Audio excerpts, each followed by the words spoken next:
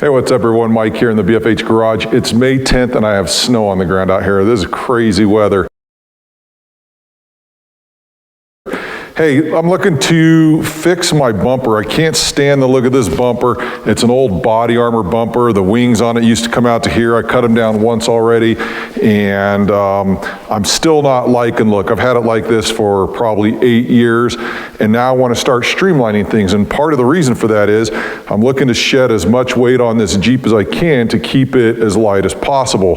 Part of the things I'm looking at too is maintain functionality of the bumper to be used with the winch and have my recovery points and things like that, but I really want to streamline things to make it more functional. And what I mean by that, when you look over here at this side of the bumper, you can tell that this thing has just taken a beating on hitting the rocks. If you look out here on the edge, you're gonna see all the rust marks from where I'm catching rocks. And if I simply take this bumper and move it in about, I don't know, 3.5, 4 inches or whatever it is, that is going to allow whatever rock or obstacle I'm coming up to bypass the bumper and allow my tire to engage and climb up over something instead of into something, if that makes sense. So part of that is taking this thing apart, and like I said, you can see how this thing is just beat to hell. It's got a nice bow right there from where I've hit rocks. I'm not concerned about that part of it. I just want to make sure that I streamline this a little bit. I'm either going to lose the hoop altogether or I'm going to cut it down and make it fit. I haven't decided that yet. More than likely, I'll just leave it off.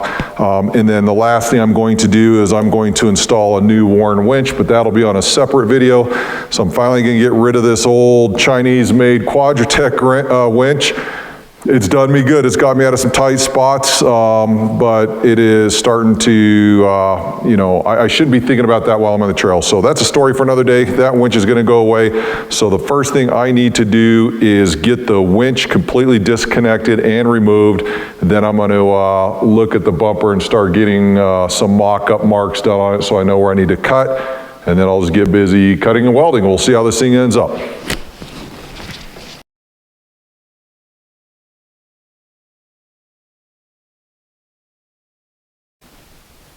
So with the bumper off now, you can clearly see where my anti-rock comes out of my cross member here. So I want to make sure that I have some protection on both sides so it's not jamming into that bolt and shearing it off or anything like that. That'll just give it a little bit of protection. I'm not worried about the little bit of space that I'm not going to gain because it's going to be tucked up pretty tight. So one of the things I want to do is go through, clean up all the rust pockets here, make sure I get all that stuff out of there because, as you know, if you ignore rust, it'll sneak up on you. Next thing you know, things are falling apart. So I'm gonna get all that cleaned up. But before I do that, I wanna take my bumper and set it up here so you guys can see what I'm looking for as far as width where that anti-rock's at. So I kind of have it centered there, not exact, but you can kind of see that it lines right up with the current inside cuts that I have right here. So I'm going to use those as my mark line to cut straight across. Cut straight across, and then all I'm going to do is put an end cap on it again like they currently have, and I think I'll be good with that. I was considering actually making a little bit of a flare out so that way it kind of pushes me off to the side, but I think it'll be far easier and keep it cleaner and keep everything tucked if I just go a straight end cap on each side of that. So all I have to do now is get all this stuff marked and get it cut. Looking at my bumper here, I want my line, as I discussed, to come right off of this line right here. So the question is, how do I get that line perfect the way I want it? So there's a couple different ways. Get my microphone cord there. A couple different ways to do this. I have a seam right here already from where it gets beveled up. So if I want, I can measure and say, hey, that's right at 2 inches. I can come over here, make a mark for 2 inches, and then I'm good to go. Another option is I can take a square, and because my winch plate is already built into the bumper, it has a lip back here, I can take that and put that there. I run it over, it lines up directly with that line, so I know that line is square, and I can just raise this up until I get to that line that I want, and I can just draw myself a nice little line right across. I'm gonna eyeball it because in my line of work, eyeballing works for me. You know what you can do too is you can come back here and measure it. It's right at 2 inches like I said. You get over to this side and it's right at 2 inches. So that'll work. I'll do the same thing for the other side. I'll get all of this marked up. I'm going to grind it down, get it off, get everything cleaned up, prepped, ready for weld, but it's fairly straightforward. If you're gonna do something like this on your own, my guess is you have some sort of mechanical skill, you know what you can do to figure it out. You know, hard parts for this, let me turn this around. The hard part for this is going to be running this line all the way here. So I'll take a square, I'll put it along here, and then I gotta figure out where my mark is along here, and it's kind of like looking down a line. So you're looking straight down this line here, trying to mark that out. Just double check everything and you'll probably be close enough because we're just gonna melt a bunch of metal together anyway when it's all said and done. So let me get busy on this and we'll get back when it's time to weld.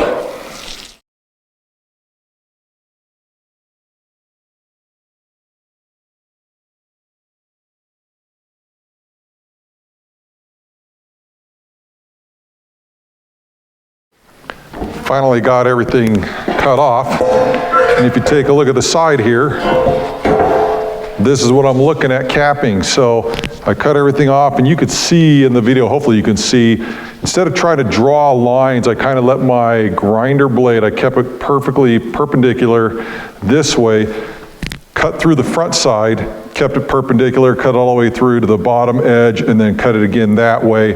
And looking right down the line here, that is almost dead on. So that may be an option for you, but the problem is if you're wrong, then that can cost you a lot of money having to get a new bumper or try to weld up something in its place. But anyway, bumper's gonna sit like this on the Jeep. All I need to do now is put a cap on it from here to here and get that plated in so that way that anti-rock doesn't take any damage.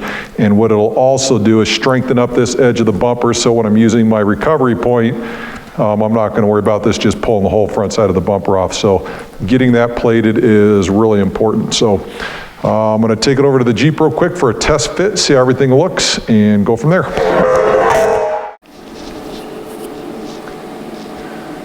So now that I have the bumper cut, I need to cut my plate that's going to go on the end, and so I'm going to use a plasma cutter for that. And some people are going to say, why did I use the plasma cutter for the bumper? And like I said, the problem with that is if I get that line off a little bit, then I'm trying to, you know, get in there and make stuff up, and it's just easier with the grinding disc because I know I can get a good straight line and go from there.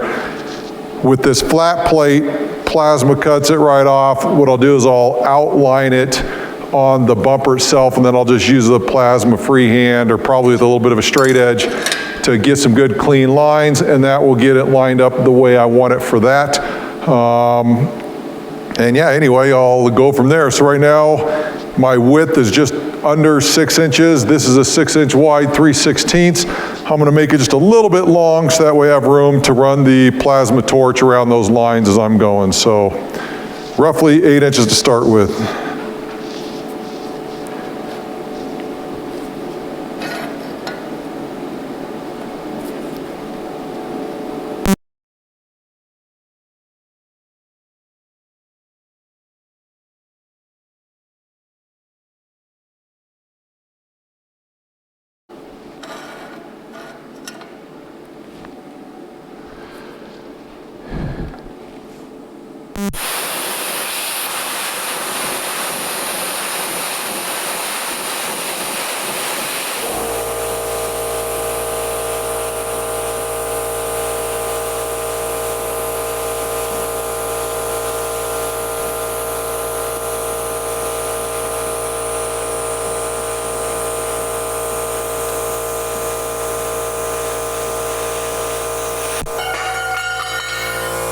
So now that I have my bumper cut, I have my end plates cut, now I got to figure out how to trace what I need onto this plate.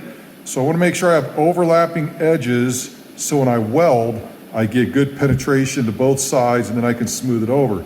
So what I'm going to do is I'm going to take this, figure out where's going to be the best thing for me to get. And I think this line here and this line here is a good starting point. So I'm going to take and leave about that much welding surface. And this, I have the same over here on this side. I can see that you can't see it in the camera. That is going to be my starting point. When I look at that line right here, I don't want to put it right to where the shiny meets the black. I want to bring it in about 3/16 of an inch or so, again, so I can get that good penetration.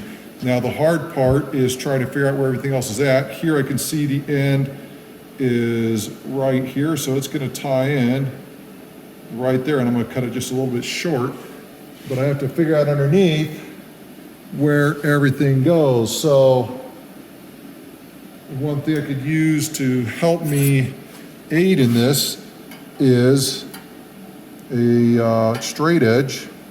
And what I can do is I can kind of line it up where I think it needs to go based on what I'm looking at underneath. So for me, it is going to be roughly that right there. And if it's not perfect, that's okay. I can always grind or flap disc to what I need. It's not optimum, but I can certainly do that.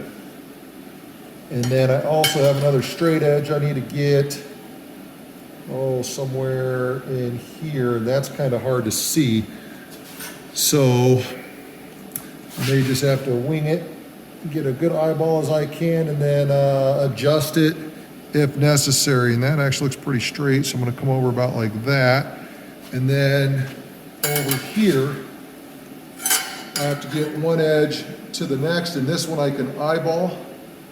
And I want these edges to go all the way out to the end because they're gonna tie in right there, and I don't need it to be any less than that. So if everything looks right, that should be my mark right there. I think I have this one out just a little bit too far, but that's okay because I can always flap disc it back. I'd rather have it too far than not enough. You can always take away, you can't necessarily add on. So now I will make my cut this way, and this way, and we'll see how it all lines up.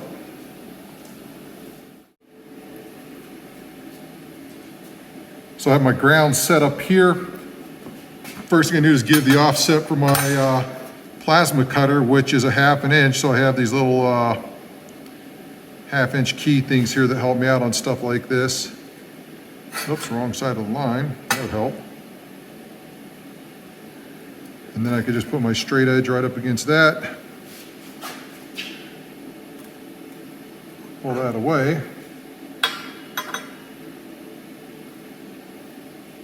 And then torch.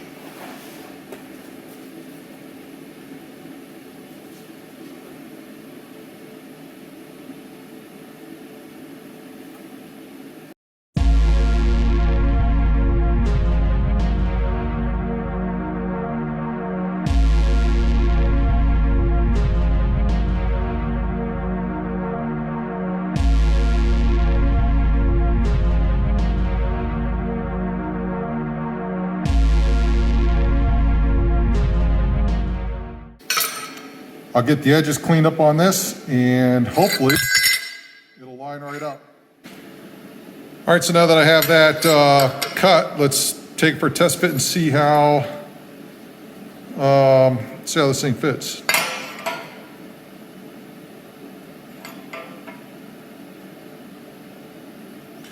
So looking at all of my edges, I have plenty of material to weld up against, so I can combine both of those two pieces. It'll be very strong, not worried about that. I'll be able to round it over. I know I'll have plenty of deep penetration, and it'll be good to go. I'll eventually come back and trim this off over on this side here, but I'm gonna wait till I get the end caps burned on before I do that. All I gotta do now is get the other side, and should be good.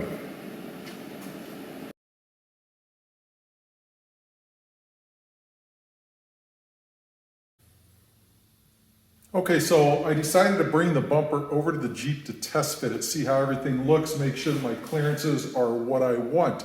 And one of the things I discovered, I'm glad I did, is that when I cut that end cap off, that held everything together. Once I cut that off, this separated out a little bit because the tension was no longer holding it in place.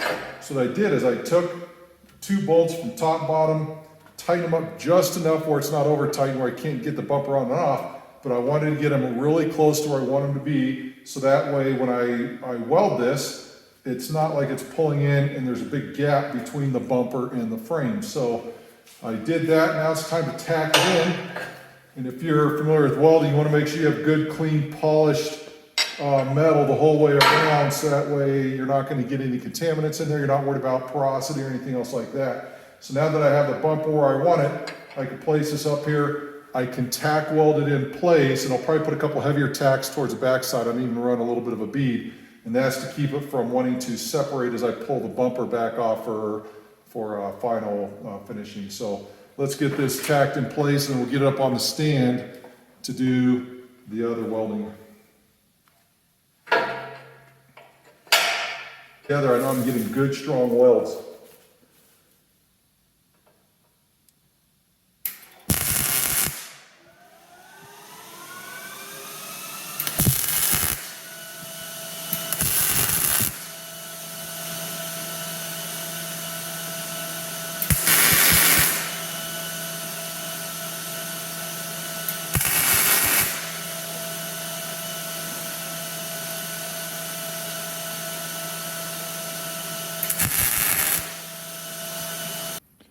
All right, with everything tacked in place, this is what it's going to look like.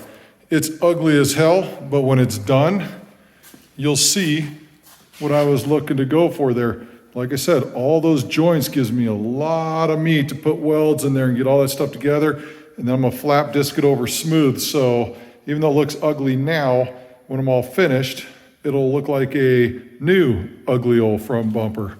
Let's get started.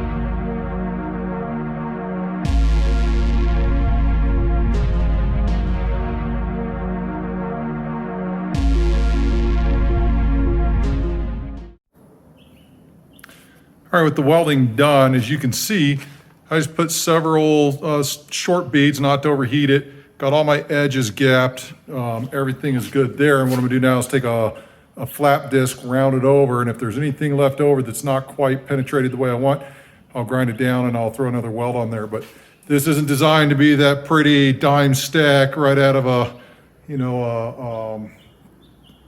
TIG welder, but this will certainly get what I need done. Again, I'll round it over and it'll be fine for me for a big old ugly bumper.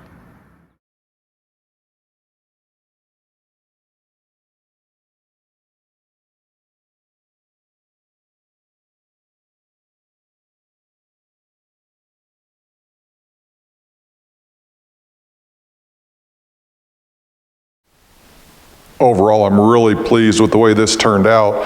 It gives me that nice stubby side there. Look at how much access I have now for that tire to get up on obstacles. And then when you come over to this side here, you can see where it protects that anti-rock side from bashing into rocks, because my last bumper did have a lot of markings right there. So anything I could do to protect stuff without compromising the width of the bumper, that works for me. Again, I use Rust-Oleum bed liner. It holds up pretty darn well. I've used it on my fenders. You can see where it kind of holds up and scrapes when you're up against the rocks, but it holds up just fine. I think that'll be a great fit for this bumper. All I have left to do now is get the bumper installed the rest of the way and get that winch installed. So that'll probably be my next video. We'll see you then.